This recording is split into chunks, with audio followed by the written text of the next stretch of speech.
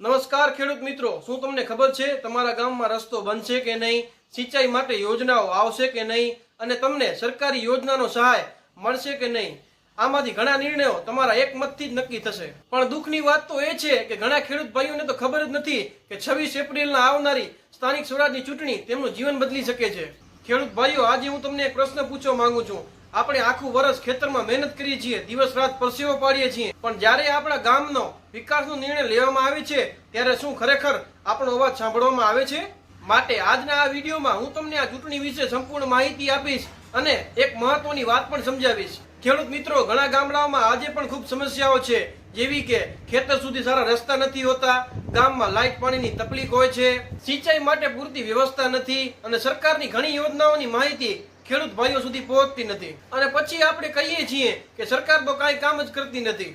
પણ સત્ય તો એ છે કે આમાંથી ઘણી સમસ્યાઓનો નિર્ણય ગ્રામ પંચાયત, તાલુકા પંચાયત અને જિલ્લા પંચાયત દ્વારા લેવામાં આવે છે અને આ બધા લોકો ચૂંટણી દ્વારા જ પસંદ થાય છે. એટલે જ મિત્રો, આગળ હું તમને એક એવી વાત કરીશ જે બહુ ઓછા લોકો જાણે છે. જો ગામમાં સાચા પ્રતિનિધિ આવશે તો ગામના ખેડૂતોને લાખો રૂપિયાની યોજનાઓનો ફાયદો મળશે. એટલે જ ખેડૂત ભાઈઓ, આ વિડીયોને અંત સુધી જુઓ અને અમારા ચેનલને સબસ્ક્રાઇબ કરો. ખેડૂત ભાઈઓ, તારીખ 26 એપ્રિલ 2026 રોજ ગુજરાતમાં સ્થાનિક સ્વરાજની સંસ્થાઓ માટે ચૂંટણી થવા જઈ રહી છે.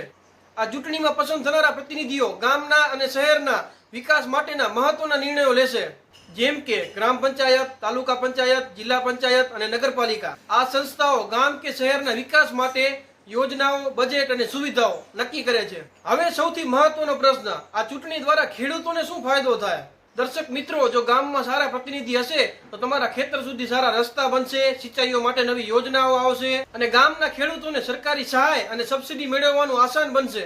એટલે સ્પષ્ટ છે કે જો યોગ્ય ઉમેદવારની પસંદગી કરવામાં આવે તો તમારા ગામના બધા ખેડૂત ભાઈઓને ફાયદો થશે. ખેડૂત ભાઈઓ, આ ચૂંટણી એ માત્ર ખાલી રાજકારણ નથી, આ આપણા ગામનું ભવિષ્ય છે.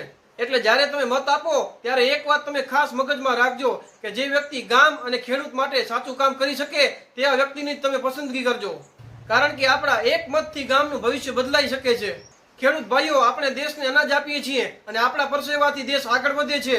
એટલે જરૂરી છે કે આપણા અવાજને આપણે મજબૂત બનાવીએ અને 26 એપ્રિલના રોજ મતદાન કરીએ અને બીજા લોકોને પણ જાગૃત કરીએ. ખેડૂત ભાઈઓ, જો આ વિડીયો તમને ઉપયોગી લાગ્યો હોય તો વિડીયોને લાઈક કરી નાખો અને તમારા ગામના દરેક ખેડૂત ભાઈ સુધી આ વિડીયોને શેર કરી નાખો, જેથી કરીને ગામના ખેડૂતો જાગૃત બને અને યોગ્ય ઉમેદવારને મત આપે. અને જો તમે ખેડૂત છો, પશુપાલક છો અથવા ગામના જાગૃત નાગરિક છો અને સરકારી યોજનાઓ વિશેની સંપૂર્ણ માહિતીઓ સૌથી પહેલા મેળવવા માંગો છો તો અત્યારે જ અમારી ચેનલને સબસ્ક્રાઇબ કરી નાખો.